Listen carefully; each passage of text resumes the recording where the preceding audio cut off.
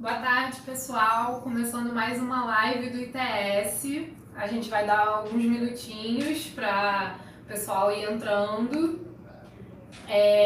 Hoje é uma live muito especial, como vocês podem ver, é uma live composta só de mulheres, é uma live especial para o dia 8 de março, né, o Dia da Mulher, e especialmente hoje significativa, né, por completar um ano do assassinato da vereadora Marielle Franco e do Anderson Gomes. É um dia, portanto, muito representativo, um dia que marca luta, marca uma série de esforços das mulheres e da sociedade civil como um todo aí, buscando, né, os nossos direitos, buscando o debate, buscando espaços como esse aqui, que a gente possa estar trazendo as pautas da mulher, do feminismo e da violência de gênero, principalmente, que é a pauta que a gente vai, uma das pautas que a gente vai tratar hoje, né, Débora? É isso aí. Gente, eu queria também, minha primeira live, eu sou Débora Augusto, sou pesquisadora da área de democracia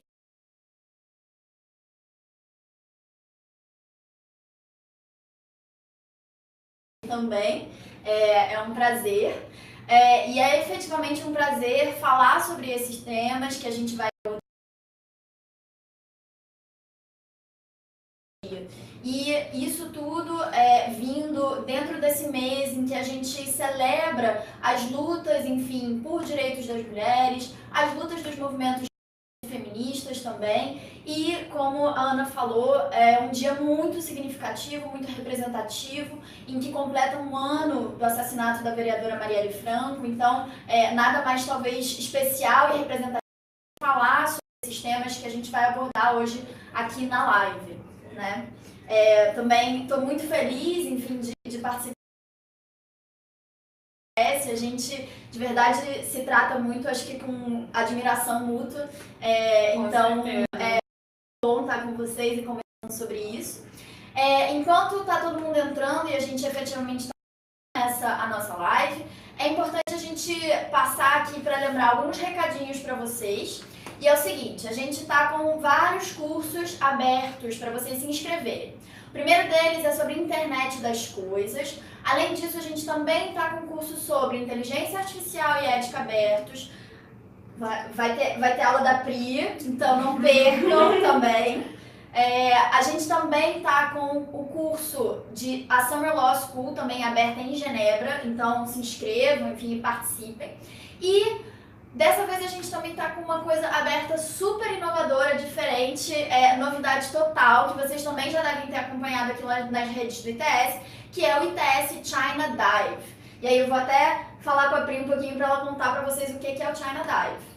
Gente, o China Dive é uma experiência nova que é lançada pelo ITS, muito legal. A gente basicamente vai levar vocês para uma imersão e formação na China, uma imersão tecnológica sobre as inovações da China, todo o mercado de fintech. Então, vocês podem saber como participar dessa viagem com a gente.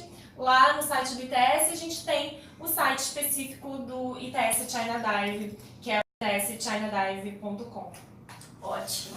E, por último, também lembrar para todo mundo que acompanha a gente e acompanha o trabalho do ITS, a gente tem varanda novamente na semana que vem. A varanda da semana que vem é também sobre inteligência artificial e ética e é resultado do nosso grupo de estudos que aconteceu aqui. Então, a gente convida todo mundo a participar. É sexta-feira, não é isso? Sexta-feira, varanda número 68. Maravilha. Dá uma olhada lá ou então confere aqui nos comentários da live, o pessoal tá postando os links. Então é só ir lá, colocar, não só que ele tem um interesse, hein, gente? Coloca o confirma e chega lá, né? Tem que chegar lá. As varandas do ITS são uma excelente oportunidade para fazer contatos, para estar realmente trocando ideias e experiências com os palestrantes incríveis que a gente sempre traz, né? E no caso, dessa vez, um trabalho muito especial que foi justamente do grupo de pesquisa. Então, não percam as varandas do ITS. Maravilha. Enquanto o pessoal termina de chegar, acho que a gente pode se apresentar também em sequência, mais uma vez, para quem ainda não conhece. Então, Então, vou começar aqui, vou me apresentar de novo para vocês. Eu sou Débora Albu, pesquisadora da área de Democracia e Tecnologia aqui do ITS. Pessoal, eu sou a Ana Lara, eu sou pesquisadora júnior da área de Direito e Tecnologia do ITS. Eu sou Priscila Silva e eu trabalho com a Ana, com a Giovana na área de Direito e Tecnologia. Oi pessoal, eu sou a Giovana Carneiro e eu também trabalho na área de Direito e Tecnologia aqui com a Ana e com a Pri. Bom, que bom, gente. Acho que então, todos apresentados, cursos, links, varanda, tudo no esquema. Então, para começar a falar um pouquinho sobre essa live, a gente hoje vai abordar principalmente o tema da violência de gênero. A gente vai falar também sobre participação feminina na política e na tecnologia, mas antes de começar isso tudo, a gente queria talvez relembrar um pouquinho da história do dia 8 de março. E é efetivamente o dia, né, que marca esse mês das mulheres, mas é um dia super interessante porque muitas vezes ele é só comercial, né, e ele acabou virando um dia que tem essa representação em que as pessoas se dão parabéns e se dão flores, mas não conhecem muito de onde que vem essa história. E a história do 8 de março, ela está completamente conectada à luta pelos direitos trabalhistas das mulheres. Principalmente no início do século XX, as mulheres em vários lugares do mundo, assim, da Rússia aos Estados Unidos, começam a fazer várias greves para reivindicar os seus direitos. Alguns deles, como redução da jornada de trabalho, licença maternidade, salários, enfim, uma equiparação dos salários em relação aos homens. E assim, se a gente for pensar, são direitos que a gente está lutando até hoje em muitos e muitos campos e em muitos países diferentes, né? O Brasil, por exemplo, é um país que tem a licença maternidade já estabelecida, mas tem muitos países, inclusive democracias, enfim, consolidadas, como os Estados Unidos, que não têm a licença maternidade garantida. Então, esse dia, ele na verdade acabou tomando um outro rumo, mas ele vem dessa construção histórica, né, de uma luta por direitos e por conquistas das mulheres. E é legal, gente, que assim, efetivamente como um dia marcado, como um dia estabelecido, ele só foi estabelecido em 75. E como é que isso aconteceu? A ONU estabeleceu o ano de 75 como o Ano Internacional da Mulher. E a partir desse ano, a ONU a cada 5 anos foi fazendo diversas conferências internacionais. Em 75, a primeira acontece no México, na cidade do México. E nessas conferências, a gente tem grandes mobilizações dos movimentos feministas, movimentos de mulheres, governos, para participar de cada uma dessas conferências e definir alguns planos de ação para avançar a igualdade de gênero. Ao longo desses últimos anos, enfim, a gente tem, como eu falei, a cada 5 anos, mais ou menos, esse plano de ação é revisado. E em 95, a plataforma de Beijing foi considerada um dos documentos, enfim, mais importantes nesse sentido, né? Ela é estabelecida em 95, também como resultado de uma das conferências internacionais que aconteceu em Pequim, né? E desde então, ela também foi atualizada algumas vezes, mas em alguma medida ela foi substituída também pelos Objetivos de Desenvolvimento Sustentável, né? Então, a gente vê que esse regime internacional de igualdade de gênero é algo razoavelmente recente, né, nesse sentido, mas é algo que a cada vez mais a gente, enfim, precisa continuar falando sobre e lutando e buscando avanços de direitos, né? Em termos de Brasil também, a gente vê que diversos direitos a gente ainda não alcançou a igualdade, né? E um deles a gente pode até reparar pelo fato até, assim, a lei do feminicídio, por exemplo, ela foi estabelecida só em 2015, né? Então, mais recente do que isso, não tem. A violência de gênero, ela acaba sendo efetivamente um dos problemas que a gente talvez ainda seja o único que une muitas das diversas agendas dos movimentos diferentes, né, de mulheres e movimentos feministas, e também é algo que muitas vezes os governos efetivamente se encarregam e conseguem levar a cabo e criar políticas públicas de uma forma mais profunda, né? Uhum. Mas, infelizmente, é um dos problemas que a gente mais vê acontecer, enfim, e vê resultados, enfim, e consequências muito devastadoras, né? Exatamente, inclusive na internet, né? Inclusive na internet, e aí puxando agora, fazendo esse recorte, né, para violência de gênero na internet, eu acho importante a gente comentar um pouco sobre como as mídias sociais e os próprios espaços dentro da internet acabam refletindo condutas e comportamentos machistas que existem na nossa sociedade desde sempre e continua existindo, independente dos debates, independente, né, da gente estar no ano de 2019, então sim, a gente tem que falar sobre isso, é sempre algo muito pertinente, muito recente. E a tecnologia acaba refletindo isso, né? Não, a gente não tem tecnologia neutra, né? A gente costuma falar muito sobre isso, então a própria forma com que a sociedade vai se organizando e vai utilizando as mídias sociais e a rede. Então a gente estava conversando, né, quando a gente estava preparando essa live e pensando primeiro em trazer alguns problemas e depois em como que a gente consegue resolver esses problemas também com o uso das tecnologias. E aí surgiu um pouco desse debate de como as mídias sociais, por exemplo, não apenas elas, mas principalmente as mídias sociais, continuam não sendo um espaço seguro para a mulher. Né? Como nas mídias a gente ainda vê o slut shaming, que é justamente uma forma de estigma social aplicado às mulheres, né? Enfim, a sua sexualidade, a atividade sexual, o que supõem que seja essa atividade sexual, né? E muitas vezes o slut shaming que também acaba culpando as mulheres, por exemplo, por terem sofrido um estupro, né? Tipos de violência que a gente tem que chamar e classificar como violência psicológica de gênero. Então a gente segue vendo, e eu acho que os famosos, as celebridades são o maior exemplo disso, né? A gente continua vendo que a gente está vivendo agora em tempos de linchamento virtual, que é justamente quando a gente vê que determinada, controvérsia ou fofoca surge e os internautas vão lá e direcionam todo aquele discurso de ódio e todas aquelas críticas e assédio mesmo pesado em cima das mulheres. Então, assim, apontando mulheres o tempo todo como pivô de separações, né, quando a gente sabe que, na verdade, isso é um problema, enfim, pessoal e muitas vezes mesmo não é nem da mulher. E, enfim, o tempo todo trazendo a figura feminina como uma figura perigosa, uma figura que é capaz de dilacerar relacionamentos. Isso a gente ainda vê muito. Então, se dirigindo a essas mulheres com ofensas, palavrões e provocando mesmo esse linchamento virtual. Parece que cada semana eles escolhem uma pessoa, pra sofrer. Exatamente. E aí, isso a gente precisa se atentar como uma forma de violência mesmo, estigmatizante.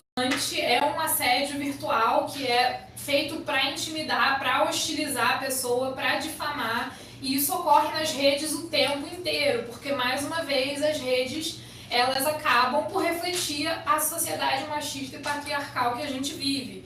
E, assim, não é fórmula de bolo, né? Porque às vezes parece que são aquelas palavras que a gente escolhe para usar em todos os discursos. Machismo, patriarcado e tal. Gente, é a realidade, assim, independente da vontade de todas nós, é a realidade.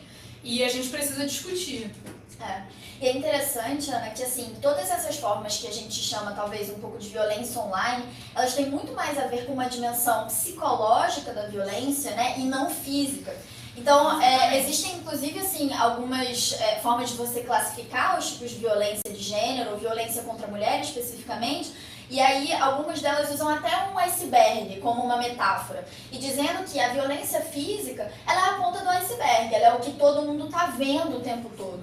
Mas existem outras camadas de violência que ninguém vê, que estão como submersas, né, nesse iceberg, e que às vezes são muito mais destrutivas, né, ou enfim, são destrutivas tanto quanto a violência física especificamente. E elas ocorrem a longo prazo, sem ninguém estar vendo, né, e assim, os danos psicológicos que isso traz para as mulheres é realmente uma violência psicológica muito destrutiva e muito forte, né? Sim. São danos que a gente acaba nem percebe no dia a dia quando eles estão acontecendo, porque já está enraizado na nossa sociedade de uma forma que não vira um problema, né? Já está no cotidiano, tipo, pô, teve algum escândalo, vai ser a mulher que vai ser estigmatizada, vai ser a mulher que vai receber uma lixada de comentários na página dela. Só que isso, na verdade, esconde um problema que é, quando acontece uma violência real com aquela pessoa, um caso de assédio, um caso de importunação sexual, que agora é crime, como a gente vai falar, ou algum caso até de estupro na vida real, você tem que pensar que aquilo ali começou de algum lugar. Começou do fundo do iceberg, né? Como a Debs falou. É basicamente onde começa, hoje em dia, a maior quantidade de incitação à violência é na internet. Sim. E aí, gente, é interessante observar justamente isso, que começa com um discurso pequeno e vai ganhando uma proporção, uma dimensão que depois transpassa a internet e vai para o plano físico, né?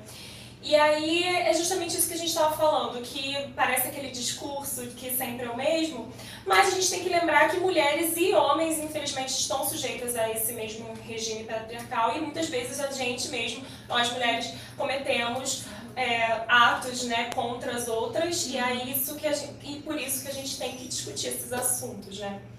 Eu trouxe, gente, vocês querem falar mais alguma coisa sobre isso antes de eu entrar nos dados? Não, eu ia só talvez comentar um pouco em cima disso que você falou hoje, que é exatamente essa ideia de que às vezes pode começar online e pode resvalar para a vida física, digamos assim, como foi o último caso que a gente viu, enfim, de uma mulher que foi absolutamente violentada fisicamente por causa de um não encontro no Tinder, né? Enfim, é um caso que une esses dois mundos, né? Do online e do offline, e de como que a gente também precisa entender as dimensões de violência online para que as dimensões de violência física offline, digamos assim, também tenham algum respaldo, enfim, jurídico, né?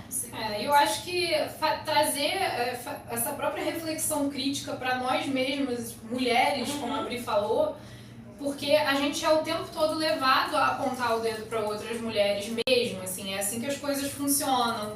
Então, mais uma vez trazendo o exemplo dos famosos, a gente também tende a falar, nossa, mas será que realmente a fulana de tal não teve, não é realmente a figura no meio disso?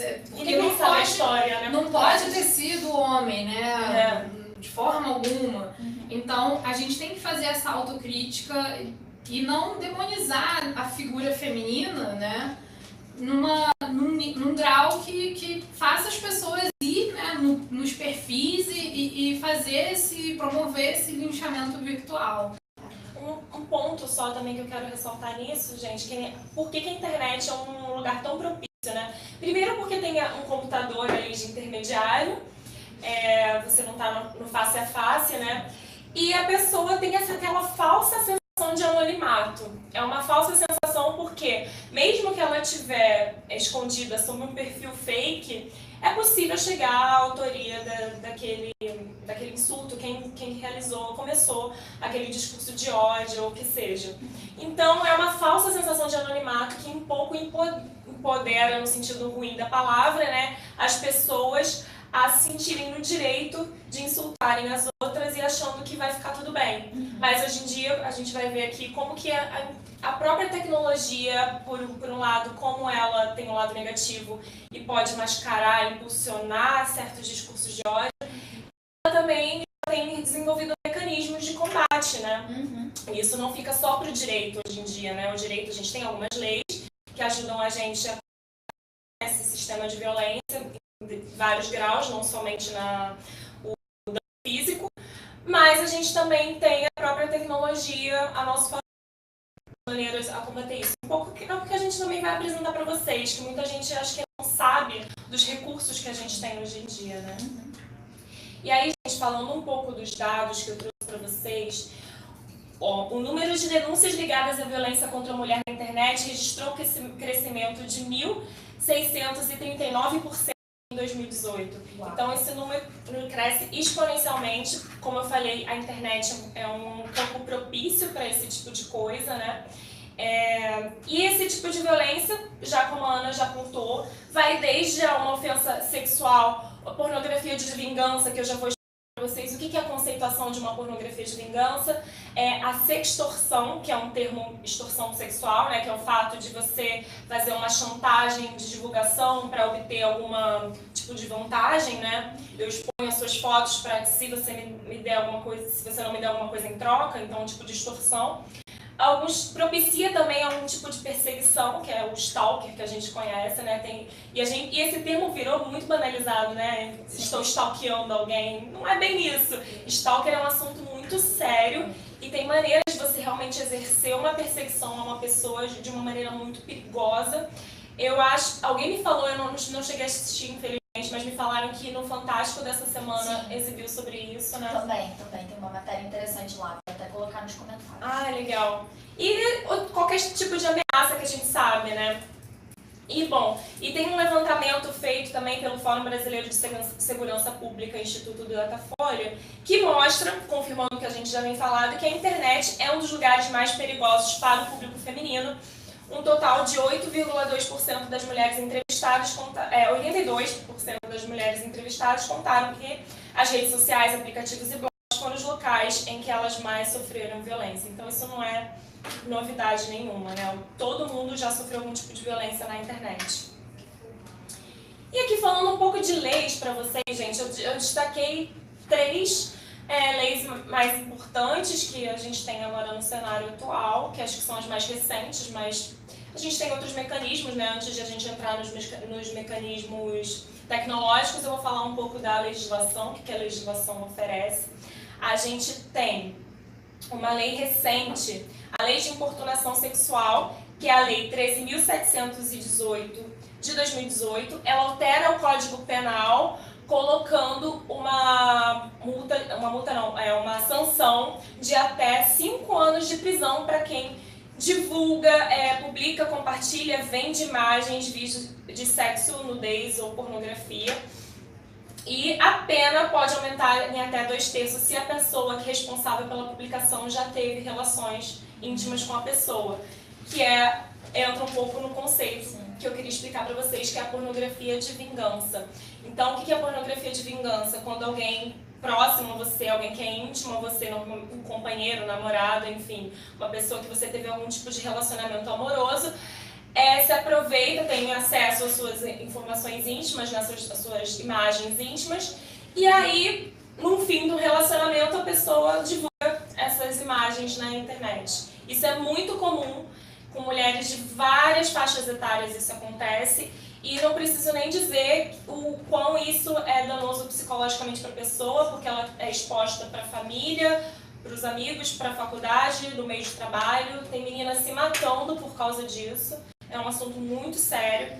Então a gente tem agora uma pena que é justa, né? Uma pena mais rigorosa do que antes era, porque antes esse assunto era penalizado no judiciário, mas vale ressaltar que não era previsto no Código Penal como crime específico. Então o que acontecia? O judiciário, como uma maneira de penalizar, dava uma indenização pelo modo civil, e aí tentava chegar numa maneira de responsabilização penal por outras vias. Mas agora, com essa alteração do Código Penal, fica muito mais fácil responsabilizar as pessoas. E vale ressaltar, gente, que compartilhar mensagens que chegaram para você, mesmo que você não seja a primeira pessoa que divulgar a imagem, também é crime.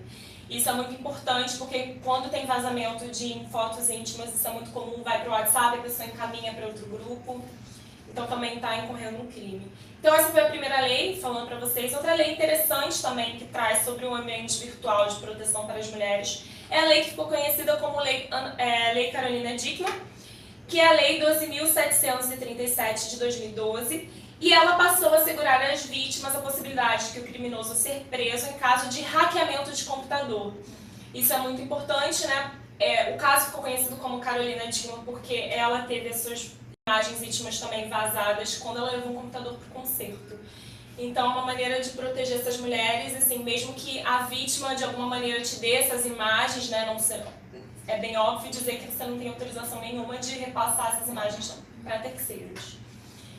E a terceira que eu vou falar um pouco bem en passant, porque eu já falei desse assunto em outra live, Vocês podem acompanhar nossas lives, elas antigas, na página do YouTube, no nosso canal do YouTube e na nossa página do Facebook também, elas ficam lá.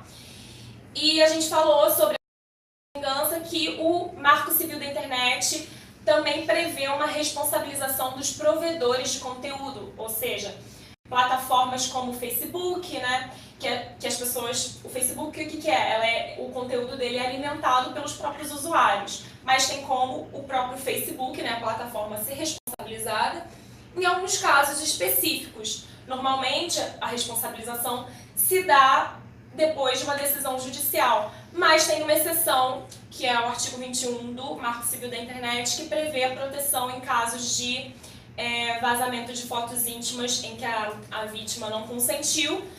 Terceiros colocam essa foto lá e se a pessoa notificar o Facebook para retirada daquele conteúdo e ele não fizer, por exemplo, em 24 horas, se o Facebook, por exemplo, ou qualquer outra plataforma não fizer em 24 horas, ele poderá ser responsabilizado. Então, não somente o usuário que foi responsável pela divulgação da imagem, mas também a plataforma, nesse caso, também é responsabilizado.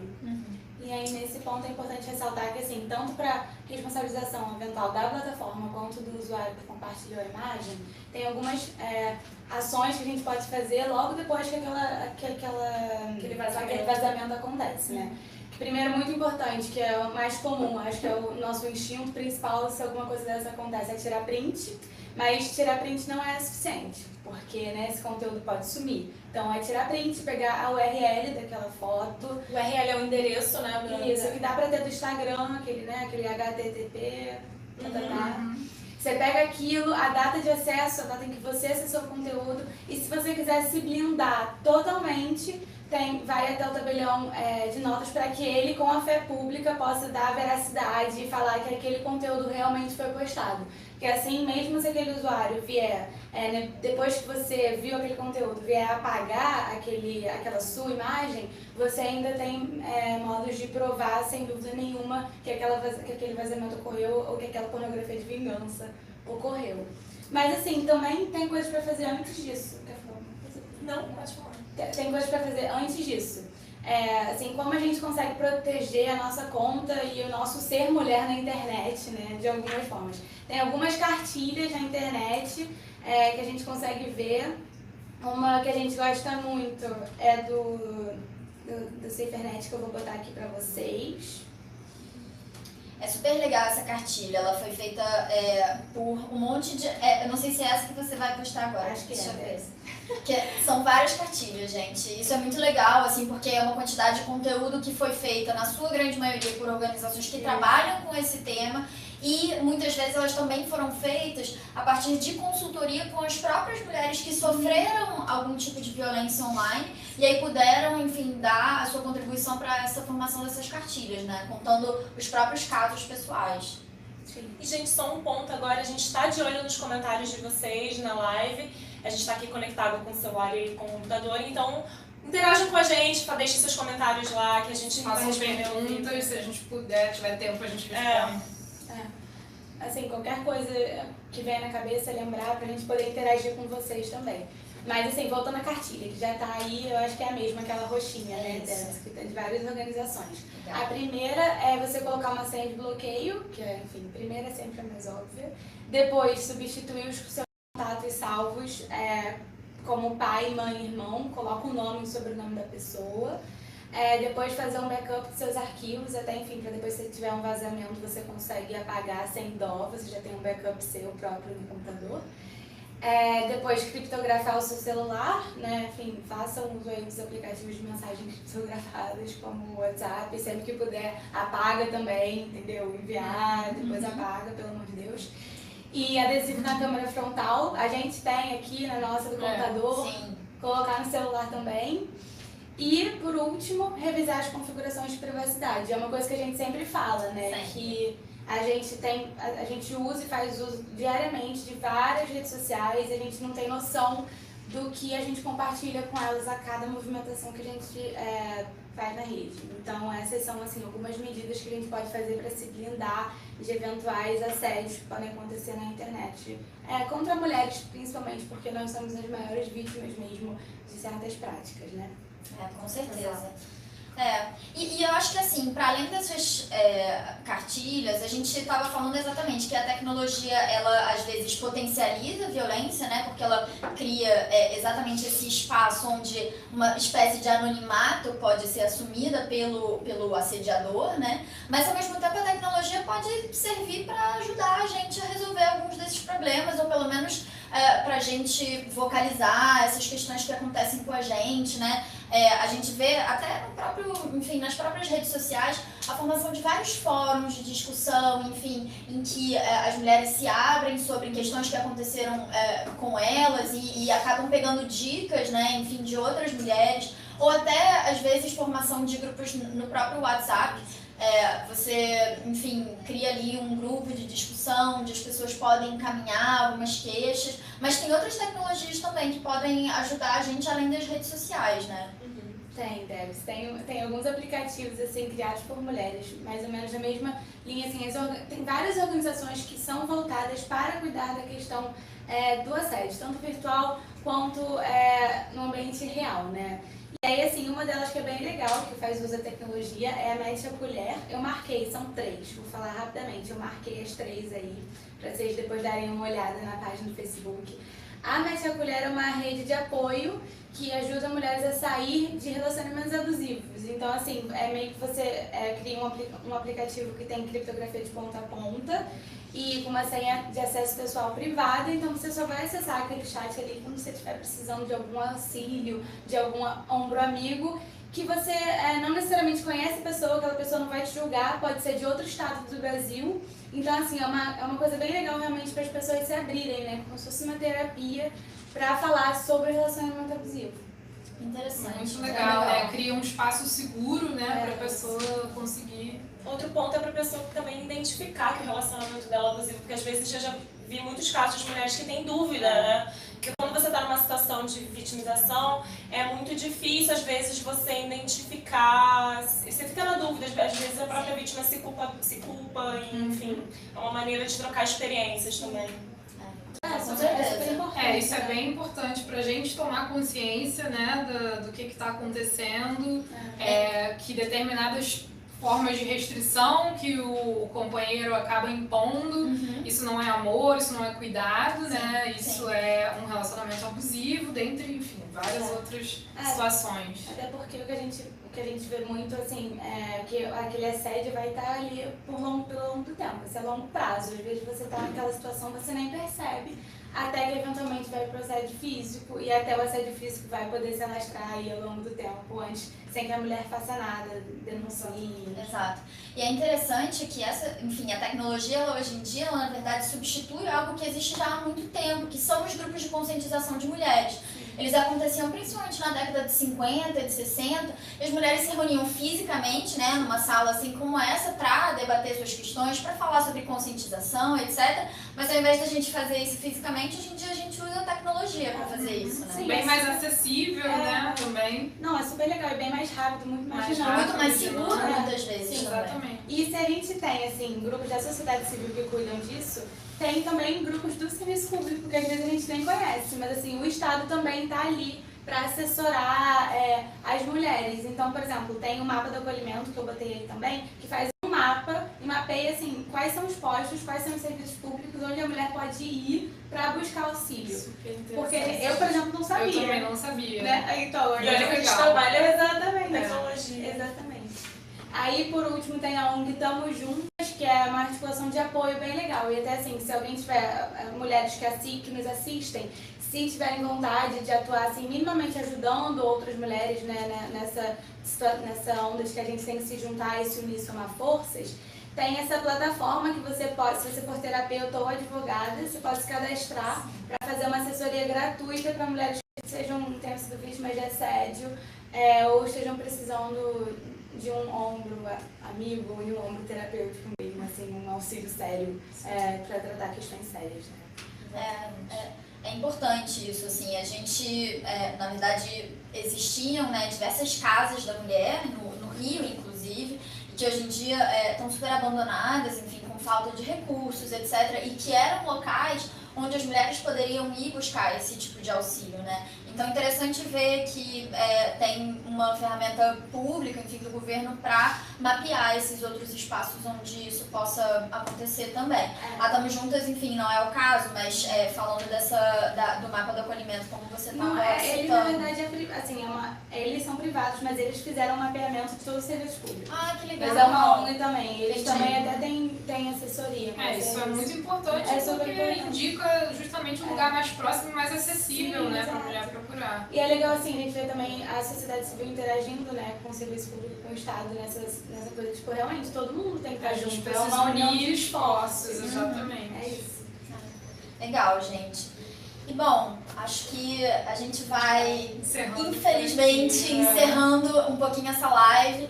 A ideia hoje era a gente debater principalmente violência de gênero, focada, enfim, em falar de violência online e tipos de violência online, mas também trazer um pouquinho de como a tecnologia e a própria lei podem ajudar a gente a nos auxiliar, enfim, a resolver esse tipo de questão, sabendo que a gente tem ainda um longo caminho pela frente, ainda de muitos direitos a serem conquistados. A gente sabe até que na própria tecnologia mesmo, enfim, a quantidade de mulheres trabalhando é uma quantidade muito menor em relação à quantidade de homens, e a gente sabe o que efeitos que isso tem, né? Que muitas vezes as tecnologias que a gente cria não são tecnologias inclusivas, né? Exatamente porque não estão sendo desenhadas por grupos diversos de pessoas, e às vezes, na sua grande maioria, são homens, são brancos, são mais velhos. Então é interessante a gente pensar também que a própria mudança, né, da tecnologia também vai vir com essa maior participação das mulheres nesse campo,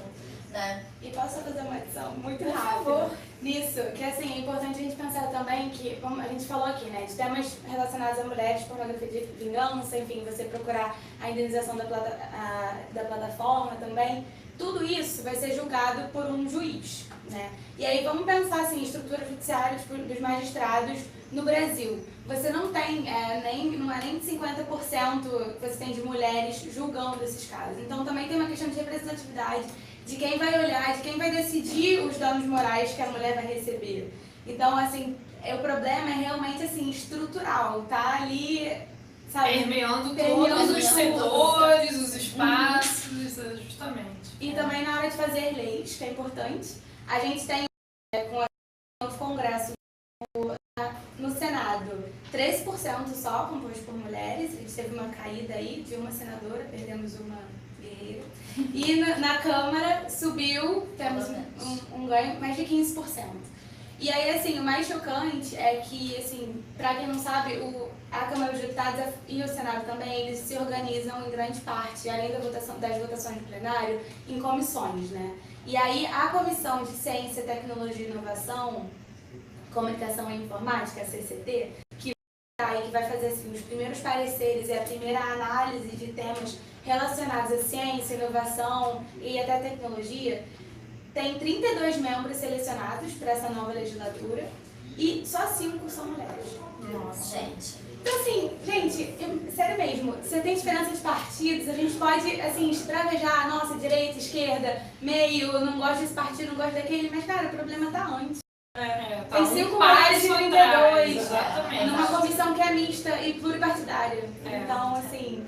É de novo o problema da representatividade, né? A gente fala sobre diversas áreas, seja na política, seja na tecnologia, seja na magistratura, a gente na verdade não tem uma representatividade efetiva, né? E isso reflete efetivamente as decisões que vão ser tomadas em todos esses campos, né? Seja no desenvolvimento de novas tecnologias, seja, enfim, na decisão acerca de leis, enfim, ou de políticas públicas. Então é super complicado, né, a gente ver isso. E aquele ciclo que a gente estava conversando antes da live também, natural, que fica... as mulheres se sentem menos representadas, logo elas participam menos e logo elas vão ser menos representadas e aí... Exato. E é um ciclo importante da gente quebrar, né, enfim, e poder promover cada vez mais a participação. E aí, dando 2 passos atrás agora, a gente precisa incentivar as meninas a pensar em tecnologia, a irem para a ciência. Elas não podem só brincar de boneca. Sim. Né? A gente precisa pensar nisso, em como a gente sempre estimulou os meninos a brincarem com o kit de química e as meninas a brincarem com o fogão. Então, assim, vai desde esse momento. Com certeza a gente precisa estar pensando nisso desde sempre, porque é determinante, né, para o futuro da sociedade, para o futuro do país. Sem dúvida, sem dúvida. É pensar isso efetivamente como uma estrutura, né? E a gente quebrando e desconstruindo essa estrutura aos poucos, cada vez mais, né? É isso, então a gente tem que continuar. Enfim, peguem esse link aqui, compartilhem com todas as Repassem para mulheres. as suas amigas. E continuem debatendo com a gente. Esse tema é um tema de todas as mulheres do TS. Está também no centro do nosso trabalho e atua. Então, continuem compartilhando com a gente. Conhece os nossos grupos em relação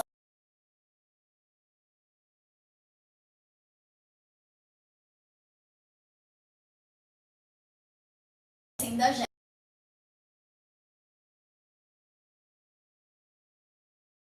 Obrigada, gente. Tchau, tchau.